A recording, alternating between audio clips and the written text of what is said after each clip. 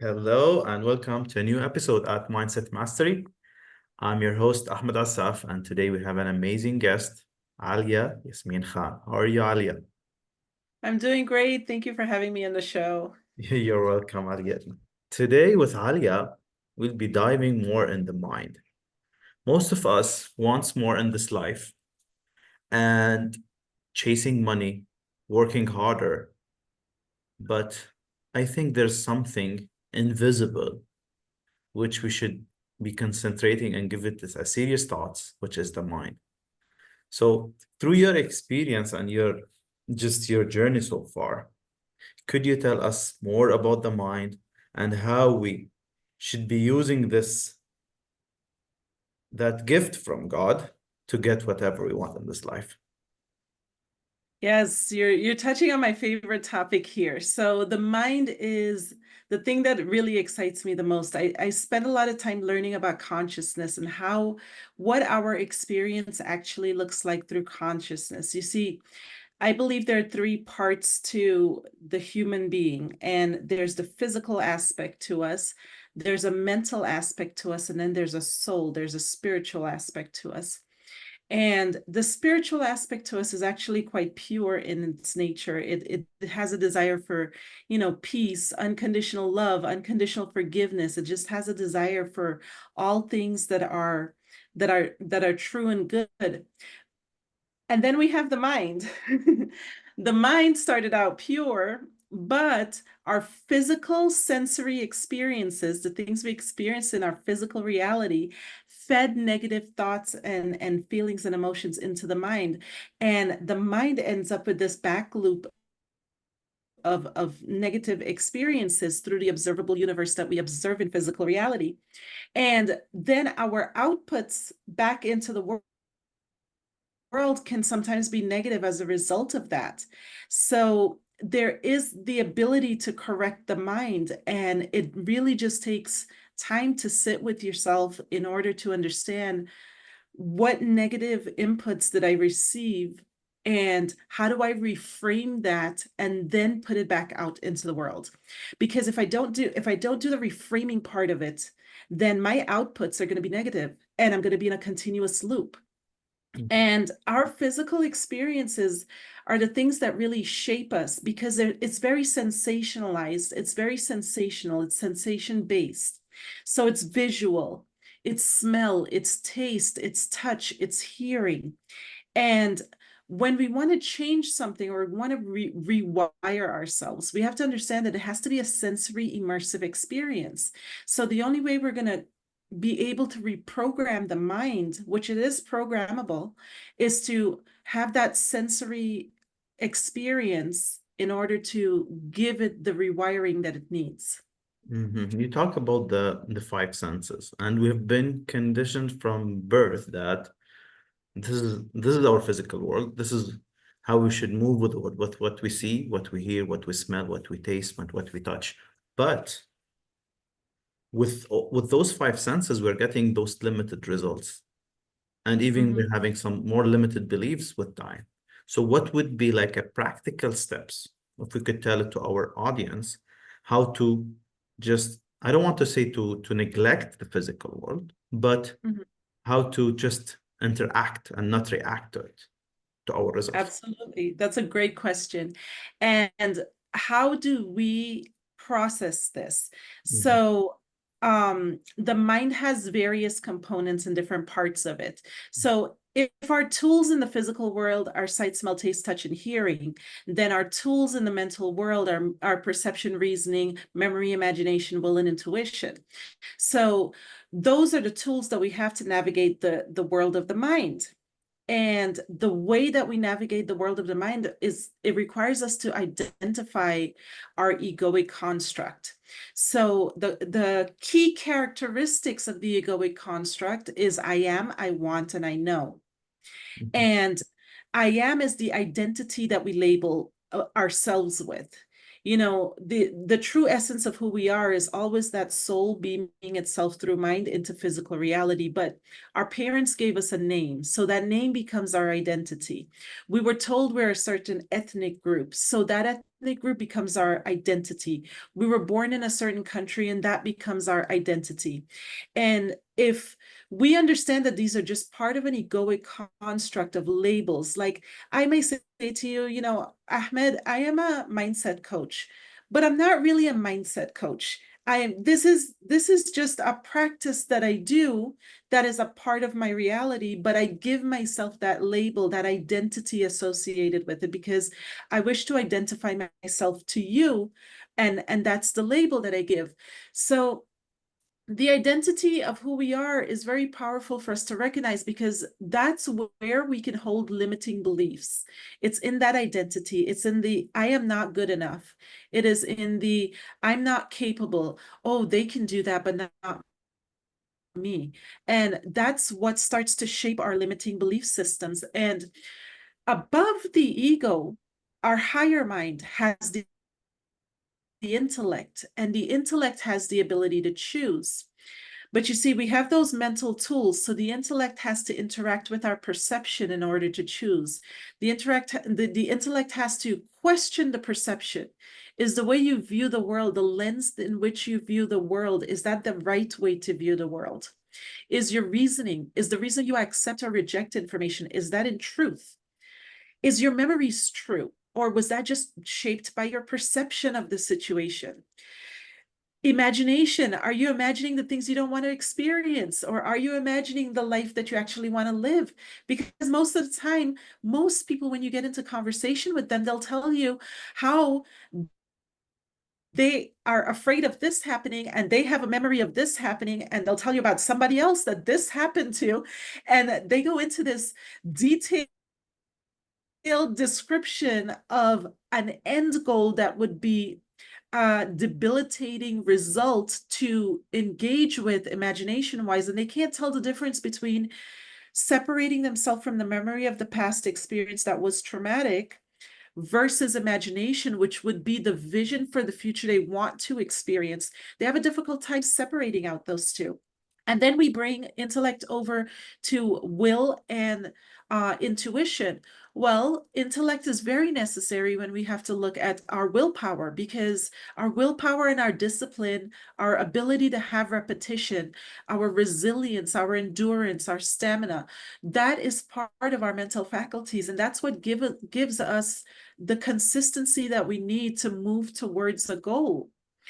And going above the process of intellect is inspiration. And inspiration comes into every single one of us. It is part of our life purpose, and it is part of our goal.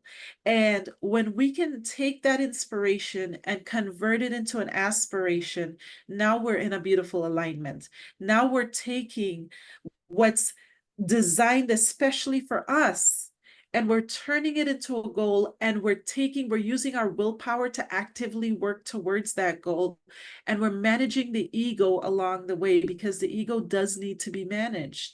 The ego has all of these earthly desires, and when the ego can be managed effectively, it no longer, it will shed its desire for the I wants of the material things in life, and it will more be in a space of I serve. And to me, when we get into the space of I serve, that's where the magic happens. That's where everything falls into place, because now you're following the inspiration that's within you, and you're taking it and you're positioning it back in your mind so that you can be in service in the physical world to the physical world. Because to me, the word universe really represents you and I in a type of interaction, like a conversation, like a versing of my human interaction with the outer world. And every time we want to shift, or we've played the game in the outer world, and we see negative things are happening to us, or we see negative experiences are happening to us, that's a call to self-reflection. That's a call to self-actualization. That's a call to say, what thoughts did I have that led to this? What feelings did I have that led to this? What beliefs do I hold that led to this? What emotions did I have that led to this? And then when you go back there's always a starting point. If you go back far enough, nothing is by accident, everything is by design. And you're the designer, whether you're conscious of it or not. Love that. Lots of things you talk about. So if we get to the main point, which is that flow of energy, of thoughts that are coming to us, and there's where the point starts. Where's those thoughts, we have the free will to choose wherever we want to go, in the positive way or the negative way. But most of us make that mistake and doing things unconsciously and just moving through the daily tasks habitually, just they are just moving forward in this rat race like a hamster on the wheel, and at the same time getting the same feelings involved and then getting the same results. So through all those, what you said, those six mental faculties, once we start developing them and applying them in our daily life, we could start conquering ourselves and even having the best, because it's all about our emotions, about feelings. We could have those emotions that are in harmony with our goals. Mhm. But the main thing is, I'm facing lots of people once I ask them, what do you really want? And you don't have answer for that. So do you think first we should stop and ask ourselves, what do we really want? And set that goal or that desire, what you're looking for, and then start moving forward once we understand the mind, so we can move forward with that to get what we really want. So I think questions that we ask ourselves are very powerful. Mm-hmm. There's two ways to ask a question. You can ask a mentally enabling question, or you could ask a mentally disabling question. The mentally enabling question allows you to get the answer.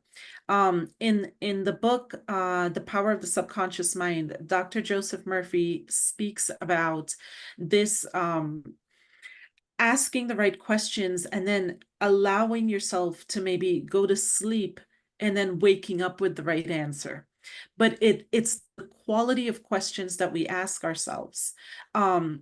When I've gone through, and I've gone through difficult times in my life, I always will ask the mentally enabling questions because I'm aware that I'm going through the difficult times. But when I didn't know this, I would ask the mentally disabling questions, and the mentally disabling questions almost always spiraled me into depression. But the mentally enabling questions gave me answers. So one of the main truths that I think I uncovered about life is that we live in the most dualistic experience ever. And by duality, I mean, you see the physical matter of the being, but you also have the unseen of the being, the invisible part of the being, which is the mind. So dualistically, the physical is created as a result from the non-physical. So ultimately, the gist basically of this is that you're going to have to ask the right questions into the mind so that you're meditating upon it. Like I'm a huge fan of meditation because meditation is taking account of the feelings that are going on in the body. It is taking account of the thought processes that you're thinking about.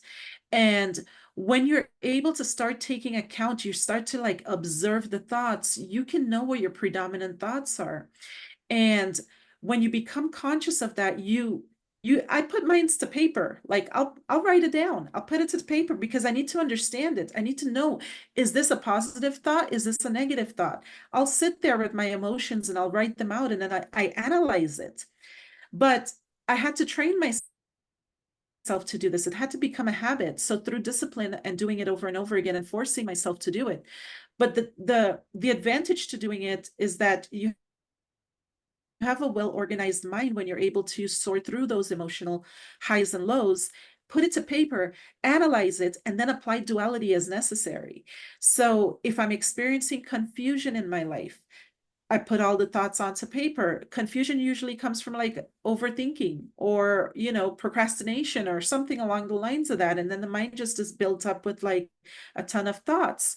Well, if you put everything and you organize it and you see what's negative and you see what's positive, you keep the positive, you reframe the negative into something that's going to be more positive, and you go through that process, then you're really bringing your best version of yourself to every person that you meet and every situation that you encounter, because now you're much more direction oriented in the direction that you have to move forward. A lot of people are challenged by the concept of like even affirmations and things like that, but affirmations are very necessary because they move you in the direction that you're seeking to move in. Now, affirmations are not for this is the disclaimer, it's not for the ego-driven person, but because the ego-driven person would easily become obsessed with all things, money or materialistic.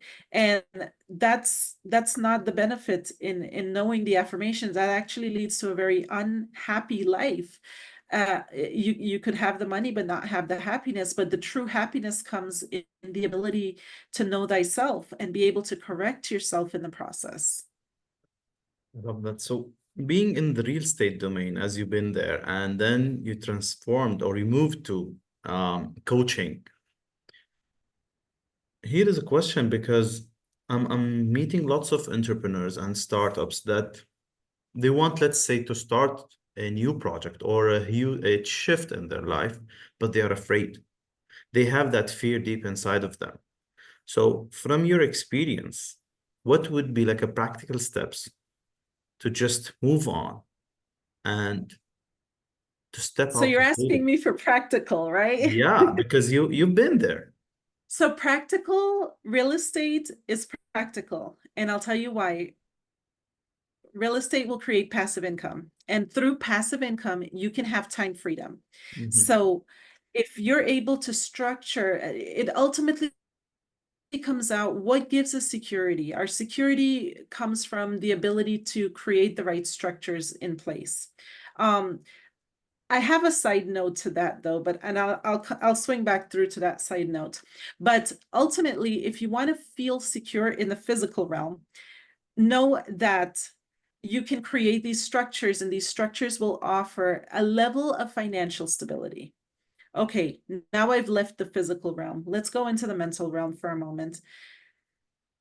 Nothing really in the physical realm gives you security unless it comes from the mental realm. So all things from the non-physical, security actually comes from protection, and security comes from the non-physical. It doesn't come from the physical. It is how you mentally feel and think about it, and the way that you pray, you for that protection and that security, and in that surrender of your prayer, that's where protection and security actually comes from. But to the average person that's living, in the physical realm and maybe doesn't quite understand that the true security, and I had to learn that. I think I learned that significantly back in 2018, because I remember having to give up my job because I had to take care of my mom. And at that moment, I was like, oh my God, what am I going to do with my life right now? Like, I need help. What do I do financially? I have my mortgage to pay, I got my car payment to pay. And somehow,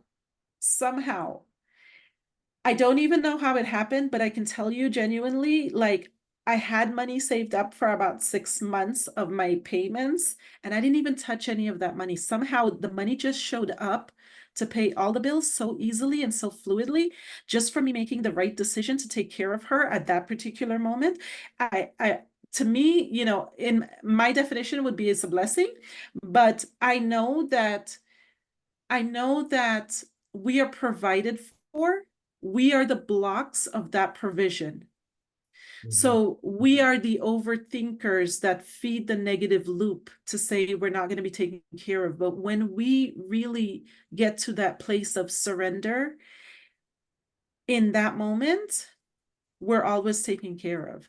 And it doesn't matter how bad the situation was. Like, as I look throughout the course of my entire life, and I mean, like, I've gone through some major challenges in my life, but as I look at it on a whole, I was never not taken care of financially, emotionally, mentally. Like I was never not taken care of, even though I went through challenges.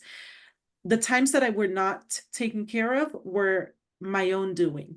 It was my own doing, my own negative thoughts that were feeding me into that back loop. And negative thoughts are fear, just like you said, those individuals, they're dealing with fear. Well, what's the opposite of fear? It's faith. So if we look at it dualistically, it's faith that they need to engage in significantly more if they want to shift and move the mark in their life. And it's to have faith in themselves and have faith in the decisions that they're going to make and do it with confidence, because the fear will only lead them to an undesirable outcome. And just simply understanding that fear will lead to an undesired outcome, but faith will lead to success.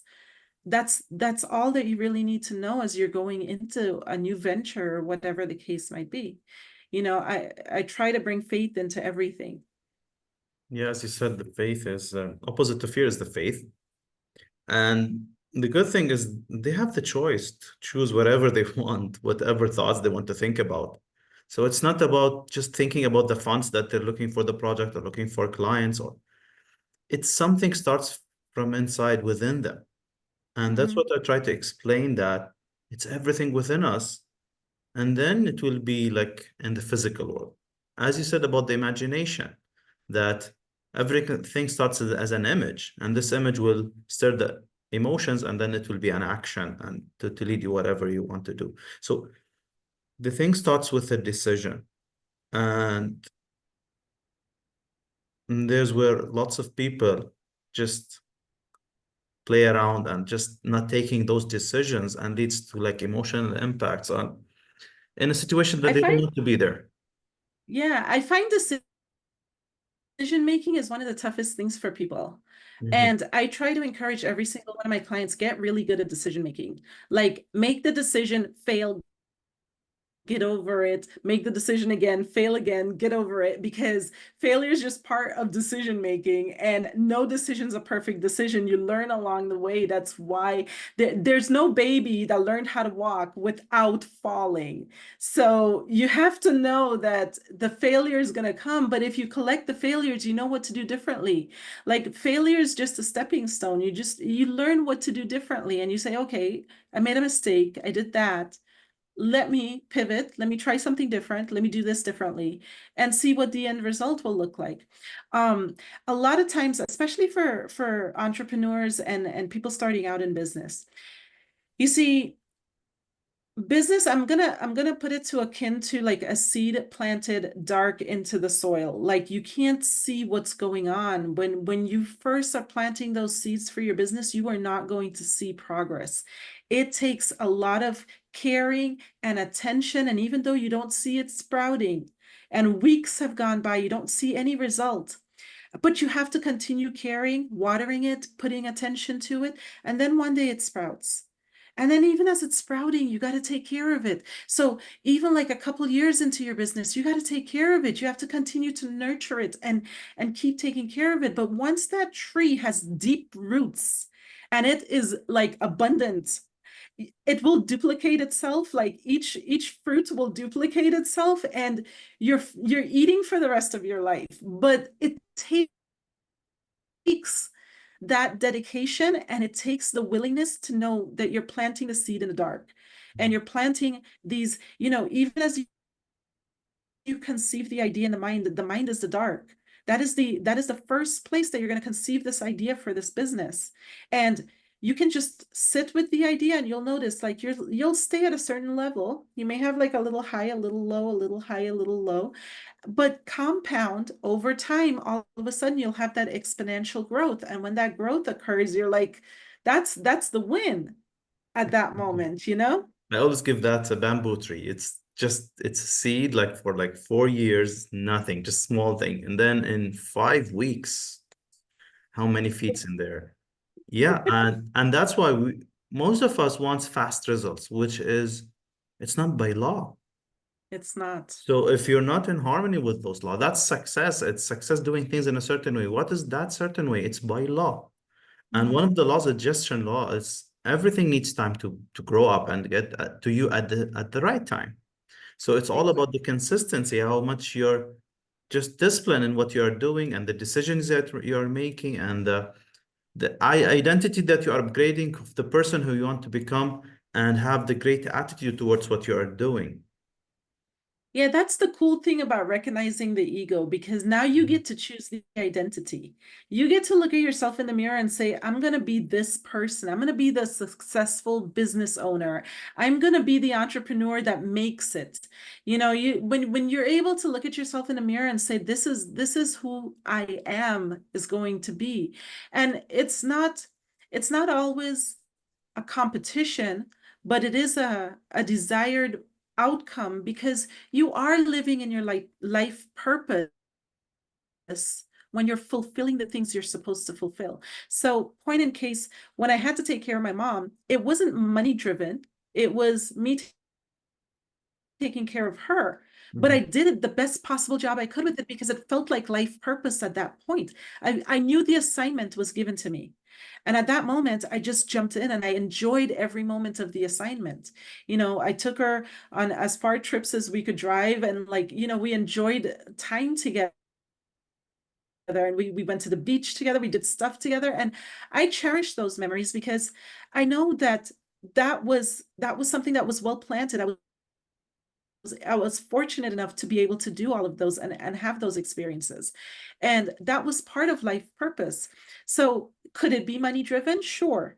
Could it be family driven? Sure. Could it be health driven? Absolutely.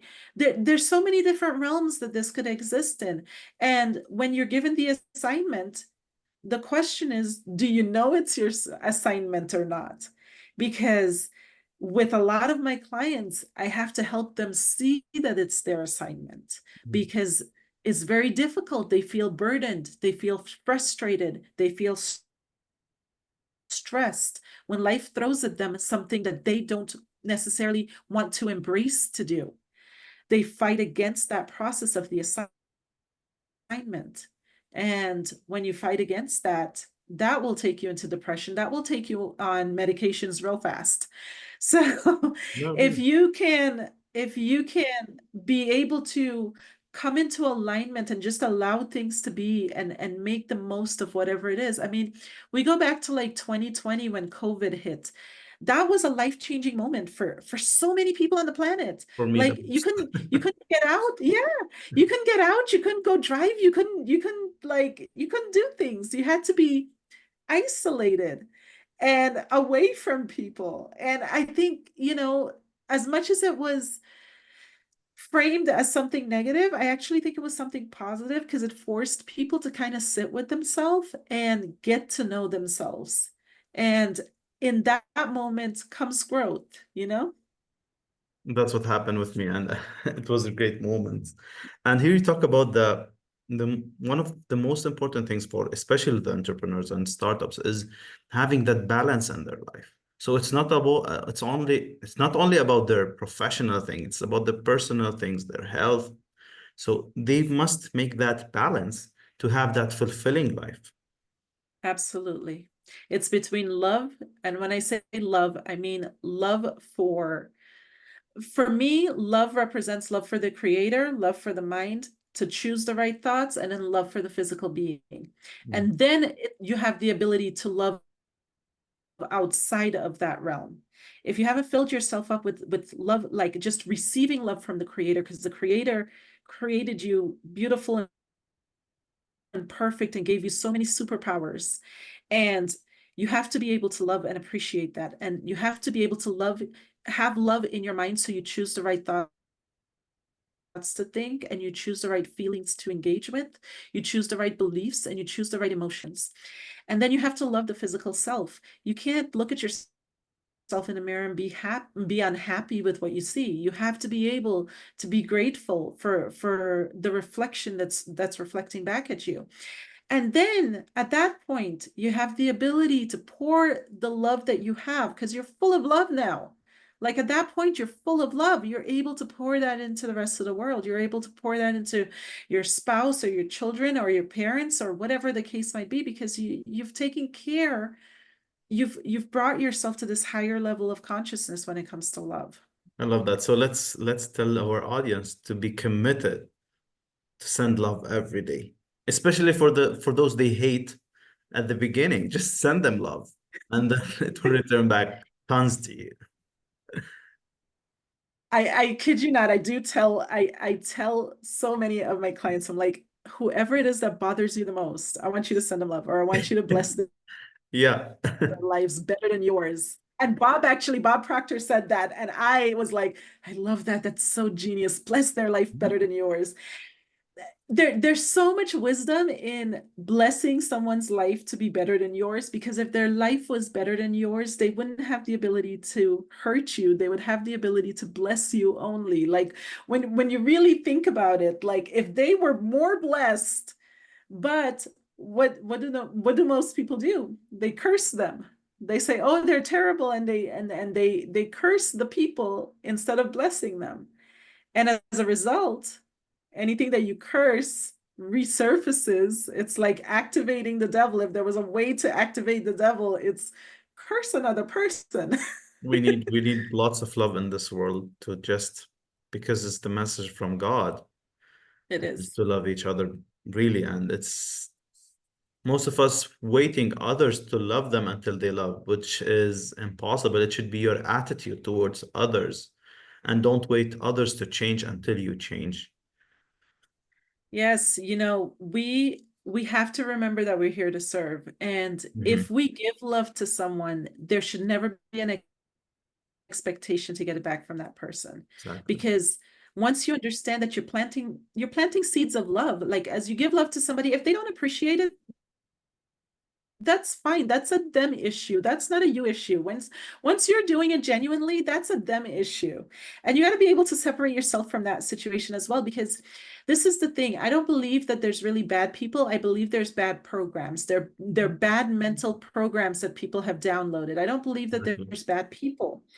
But as a result of them not correcting those bad mental programs, that's what turns them into maybe a bad person. If I was to say a bad person exists, but I try not to get into that space. But I know that the loop comes in, they're wired negatively, and they don't know that they have control to even change their mind and or reframe the situation in their mind, and then they just kind of spew that back out. So point in case, like I can reflect back at a moment that I got angry for like 5 minutes, and I usually don't get angry, so it totally threw me for a loop when it happened. But I received a text message from someone, and I looked at it, and because they were aware of something and they didn't share that information with me, and it was critical to my business, I felt myself get angry. Like I felt like the heat surged through my body. I felt my shoulders tighten, and I remember sitting with the feeling, and I took the phone and I put the phone in another room, and I was like, wow, I hadn't felt this in so long. And I sat with it and I just breathe into it. Like I inhale, I exhale. I inhaled for like 7 seconds. I exhaled for 9 seconds. If anybody wants to know what the technique is that I did. And I just like allowed myself to just like breathe and just, and the moment that I was able to just bring myself down from that reaction that I was having, it really was a reaction. It wasn't me responding, it was a reaction. Mhm.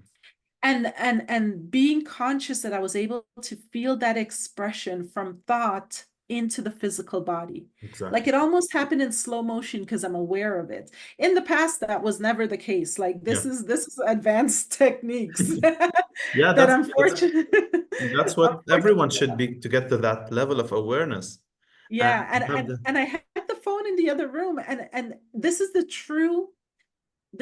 key takeaway from this story. I sat there, I reset myself, I didn't touch the phone.